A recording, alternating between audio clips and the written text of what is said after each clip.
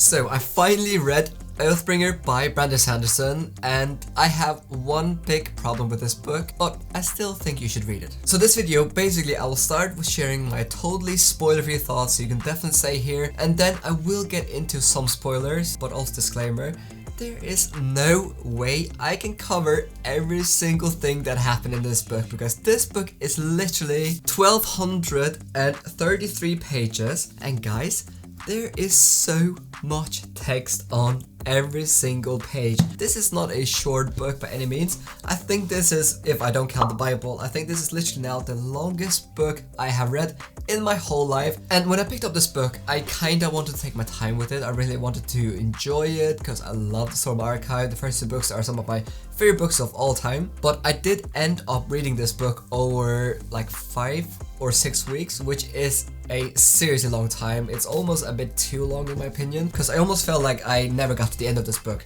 Now granted, I did read like 6 or 7 books while I was reading this book, and I finished them and stuff like that, so that's the primary reason why it took me so long. But spoiler-free thoughts. Is this my favorite book in the Stormlight Archive? No. Actually, this is probably my least favorite book now out of the 3. Obviously, I haven't read Rhythm of War yet. Now this is still a very, very good book, but Words of Radiance is still by far one of the best books I've ever read, but my favorite Stormlight. And then The Way of Kings is my second favorite, and then Oathbringer is going to be my least favorite, but it's still a favorite, kinda. Now, what star rating would I give this book? I would probably give it 4 stars. Now, what is my primary issue with this book? Well, there's so many things that I loved about this book. I felt that this book was seriously slow in a lot of parts. Now the Sanderlange here is incredible as always, something you would come to expect in a Sanders novel, and especially a Stormlight Archive novel, but man, I felt this pacing was very, very slow. Maybe I wouldn't call it a slog, because the world building is so good, the characters are so good, there's so many interesting things going on in the background, there's so much things you learn about this world,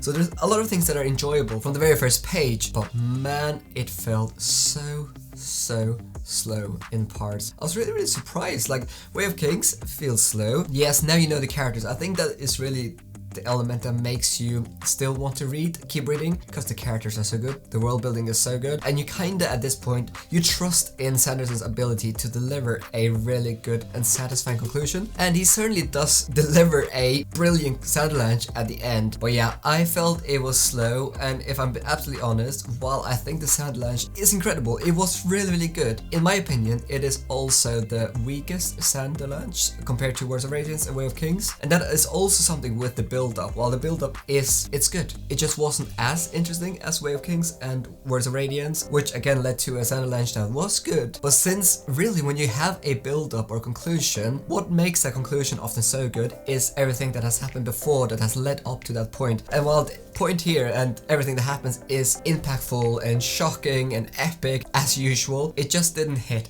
as much as I had hoped for. Now, still in spoiler-free section here, just briefly about the characters. We still follow Dalinar, Shallan, and Kaladin. We also have Yasna Kholin and so many other characters, but we still have our main 3 characters that we follow. And in this book, compared to the other ones, we started following Kaladin flashbacks in The Way of Kings, and then in Words of Radiance we have Shallan's flashbacks, and then in Oathbringer we have Dalinar's flashbacks. What really blows my mind with all 3 books so far is that the flashbacks are so incredibly well done. Doing flashbacks can sometimes be quite tricky. Honestly, the flashbacks in all 3 books have arguably been the best parts of all 3 books. Maybe not in Words of Radiance, Way of Kings, but the flashbacks are so good, they're so compelling, and when you read Way of Kings, Kaladin is your favorite character because the flashback is so good. Then you come to Words of Radiance, you read about Shallan's life, and then she becomes your favorite character, at least that was my experience. And before picking up this book, Dalinar was a character I enjoyed, but I wasn't as compelled by him, but now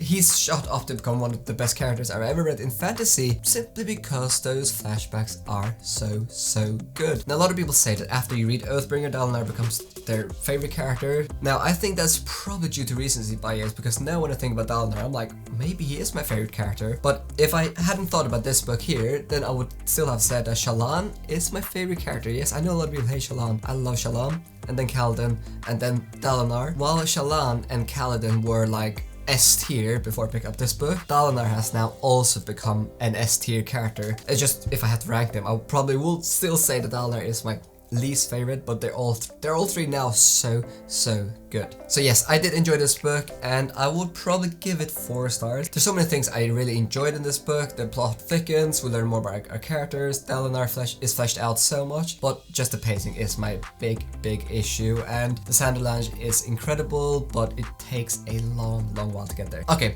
let's get into some spoilers. Spoilers start now, you've been warned. Okay, spoilers. Obviously, I cannot cover every single thing that happened in this book. As I said, I think it's the longest book I read in my life. I read this book over like 6 or 7 weeks, so there's just simply no way I could go through every single event in this book. So let's just focus on the character, because that will probably help me to structure this review a bit more. Kaladin. Okay, Kaladin, obviously, in Way of Kings, Words of Radiance, he is probably involved in all the best moments that we have in the Stormlight Archive. While Kaladin is still incredibly important in Oathbringer and plays a vital role in a lot of the events, I definitely felt that I wouldn't even say he took a back seat, but he wasn't as important as he was in Way of Kings and Word of Radiance, if that makes any sense. Yes, he's still around, yes, he does a lot of important things, but what I just find so interesting, obviously this is more like Dalinar's book, but Kaladin was so involved in a lot of the big events in the first 2 books, and he still is involved, but he's not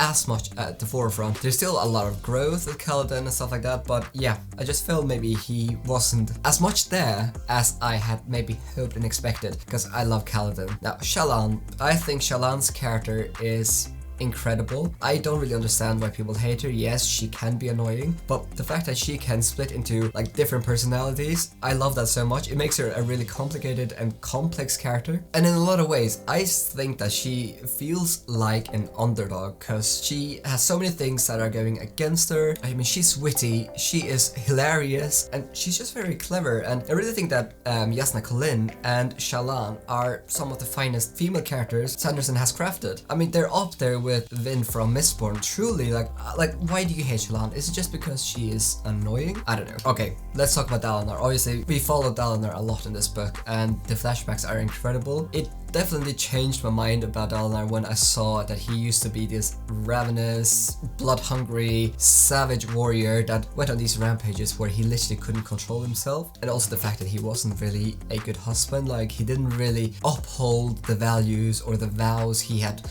promised when he got married. And now I just feel like Dalinar's character makes much more sense looking back at Way of Kings and Words of Radiance, because in those 2 books I felt that even though he was a strong leader, he was quite reserved, and it almost felt like he was this grand king or lord that kind of had to contain himself. Then you read Oathbringer and you see that he went on these rampages where he would just kill so many people, and he totally lost control, and he eventually realized that this was a very toxic way of living, especially after he literally killed his own wife. I mean, when he got those memories back, and he was like, I remember, I am the reason why I killed my own wife. And also before that, like, the wife really struggles, and he starts to see that he needs to make some changes for their marriage and stuff like that. But obviously, he still wasn't a great husband. He didn't love or care for his wife as he should have been. And obviously, when you are like a lord or a king, there's a lot of things you have to balance. But yeah, he finally starts to come around a bit, and then he ends up killing his wife, and it is absolutely heartbreaking. And then he gets all his memories erased, and then he remembers them again. I mean, there are so many things that were absolutely devastating to read about,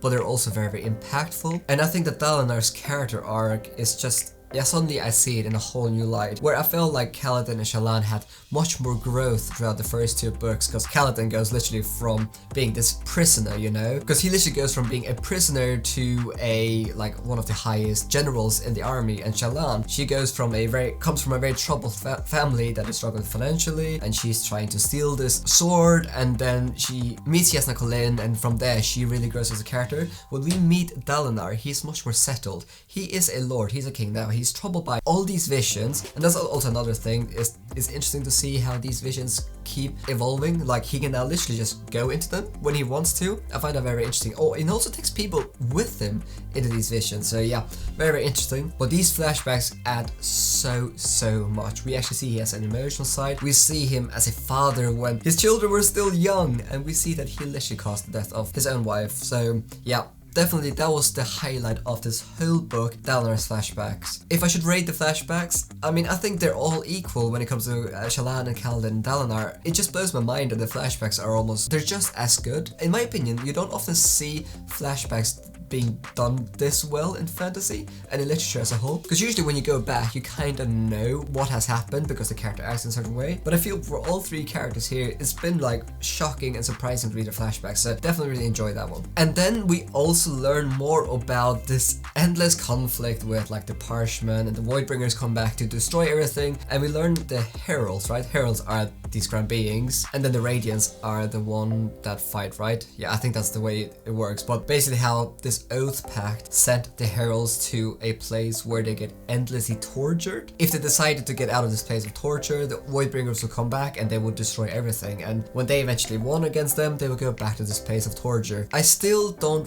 fully understand why they have to be tortured in this place. Now I kind of understand like this was a way to create a pact to keep the Voidbringers away from destroying everything because the desolations became so frequent because they couldn't manage getting tortured and stuff like that. Who decided that they had to get tortured? Couldn't they just be in a place of darkness? Or now I kind of do understand that there was like a pact made, they get tortured, the Voidbringers don't come back, but I never fully grasped the need to torture them, and I kind of understand why they abandoned the pact eventually, because who can stand for eternity of just being tortured? But the more shocking thing is that we then learn that there's one herald left. Is it a herald or radiant? I keep mixing those. I think it's a herald. One that is still left, I've forgotten his name, and he's now been tortured for 4,500 years, and he's always gone insane and stuff, and he's slow to breaking, obviously. That's why we have all of these conflicts and stuff coming up together. Definitely very interesting. It adds a lot of stakes, but I'm just wondering, is Sanderson going to show us how this pact can be broken or something? Surely at the end of book 5 this pattern is not going to keep on going, right? Okay, now also let's talk about the Ghost Bloods. I thought at this point I would understand them better than I do, but I still feel like I have so many questions about who the Ghost Bloods are. I'm missing something? Now I know they are this secretive organization, and they seem to have lots of motivations, and they can also travel between worlds, right? Don't we read about the Ghost Bloods in Mistborn Era 2? I'm pretty sure we do. It's been a while since I read that era, but I'm pretty sure we hear about the Ghost Bloods in Era 2, and they're also in the Solmar archive. But when it comes to like a structure, who is leading the Ghost Bloods? What is their ultimate aim? Why can they travel between worlds? I mean, I feel like I have so many questions, but maybe those questions will be answered in the Rhythm of War. So I'm so intrigued by the Ghost Bloods because that organization is one of those big question marks you have with the books, right? Like you hear about this organization and they're powerful and they're traveling between worlds, but I still don't fully understand them. Another thing I also want to talk about is that I love that unite them, you know? We finally get Roshar being united, and it was very satisfying. I'm glad it took almost 3,500 pages for Dalinar to actually accomplish that, and even at that point we also have that traitor at the end. What is his name? Sorry, I've forgotten his name, but yeah, you probably know his name, where he's basically gets backstabbed by this other High Lord in this kingdom. But yeah, I kind of liked seeing how Sanderson has handled the politics here. When we start Way of Kings, everything is fractured and it is shattered, and obviously the task to unite Roshar seems impossible, and it has almost been impossible. Even towards the end of this book, we still feel like this united kingdom that is slowly coming together and starting to agree on stuff is still like they're struggling a lot to figure out how to agree on anything. So yeah, it was satisfying finally seeing that happen. Now lastly, I just have to talk about Spren. I think in every single review I've done about Oathbringer, I talked about the Spren, and I still think that Spren is such a fun concept and just brilliant. It adds so much character, it adds a bit of like comic relief often, because they're almost like little spiritual pets or something, and like if people are angry, there'll suddenly be like angry Spren popping up. I just find that so interesting. It's almost like you manifest your feelings in some ways, and I think definitely the Spren is something that makes this world feel so alive, because like your emotions can sometimes be shown in Spren and stuff. So yeah, very interesting. I think Spren is definitely one of my favorite things about this whole series so far. Now my questions, I have a lot of questions still about Rhythm of War, which I am planning on reading in May or June. Hopefully I'll finish that book at that point, and then I'll be ready for Stormlight Archive 5. We'll see if I can get an arc. Maybe I can get an E-arc, so I can start early. But I also wanted to spend a couple minutes just predicting some stuff. Now, I am confused because I have no idea who we are going to be following in Rhythm of War. I know we're going to have flashbacks, because if you look at these dust checkers from Kraken book, we have a face here and it looks like a feminine face. So my best guess is that we're going to get flashbacks from Jasnah Kholin, because I'm not sure which other female would be prevalent enough to get flashbacks, dedicated flashbacks. So that's my guess, Jasnah Kholin, but actually have no idea. I also think that book 4 will in a lot of ways probably serve as a book that sets up the last book. This plot is seriously epic. I mean, I haven't even talked about Moash, and I mean, oh, there's so many plot lines. I haven't even gone into all those plot lines because I don't have time for it, and I haven't written anything down. But my guess is the reason why a lot of people say Rhythm of War is probably their least favorite book is because it probably just sets up a lot of different things. Oh, another revelation is that it's not the Parshmen that are the invaders, it was the humans. That was also so interesting, because that creates such a unique and interesting conflict, right? We have the Parshmen that are invading. Obviously you want to defend yourself, but they're actually just trying to get back their own homeland. And then humans, we have been deceived, or we have been deceived, and we thought that they were invading us, but it's actually us that have been invading their country. So now you're kind of conflicted, because you're reading this book as a human, and you know these humans have been at Roshar for thousands of years, so they kind of belong to that land, right? Like for generations past, humans have been there and created their own cultures and stuff, but you kind of now suddenly feel for the Parshmen. It adds a lot of emotional depth to them, and you kind of understand why they're pushing back, because they are being treated so horribly in this world. So yeah, I definitely enjoy that one. And in book 4, I definitely think that we're gonna learn more about the Parshmen. It would be interesting to learn more about their culture. Definitely, I hope to see that. I want to learn more about the Ghostbloods. I'm guessing we'll learn more about Ghostbloods, and then I would love to see more of Jasnah Kholin. Now I know she was quite a lot in this book, but I feel like Jasnah Kholin has the potential to become just a good character as Shallan Khaldin and Dalinar, because yeah, she's brilliant, she's witty, she's clever, and yeah, the female characters are just so good in this book. Obviously, we're also gonna have more of the gods scheming. We're gonna see Odium being more involved in book 4, and I wonder what his plans are. Like, I know he's out to destroy all the different shards in the Cosmere and stuff like that, but he's kind of been waiting for thousands of years to like progress his plan, and I'm not 100% sure if he is still like set on destroying all the other shards, or at least dismantling their power. So hopefully we'll also get a bit more understanding of exactly what Odium's plans are and so on. And then also just want more of Moash. I think his plotline is very interesting, and I can definitely see some future conflict with him being involved, because he is a traitor, you know, but you kind of understand where he's coming from, if that makes any sense. Okay, so I think I'll just finish up my review here. You could talk about this book for hours. Literally, you could make 100 hours of content about this one book, because there's just so much in the Stormlight Archive. As I said, I did really enjoy this one, but I did think the pacing was too slow in my opinion. Now, if you want to know my thoughts about book 2 or 3, I would highly recommend checking out this video. Thank you so much for watching to the end of this video. Now, if you want to support what I do here, then I do have a Patreon. Now, a reason why I created a Patreon was to find a new way to reinvest to the channel, because basically since I created my Patreon, I spent around 100% of my earnings to hire an editor to do a couple of videos for me a month. Now, since creating my Patreon, an editor has done more than 20 videos for me on my channel, so it makes a huge difference. Now, if you join my Patreon, you will also get some benefits. For example, you'll get a name in my videos like these guys. You'll also be able to join the exclusive Viking book club, where every month we read one book together, and you might be the one to put the book forward. This month we're reading this book, and next month we're reading this book. You also get to vote on my next read, get access to exclusive videos like a wrap up or even book reviews, and so much more. But this is totally voluntary, but all support is much appreciated.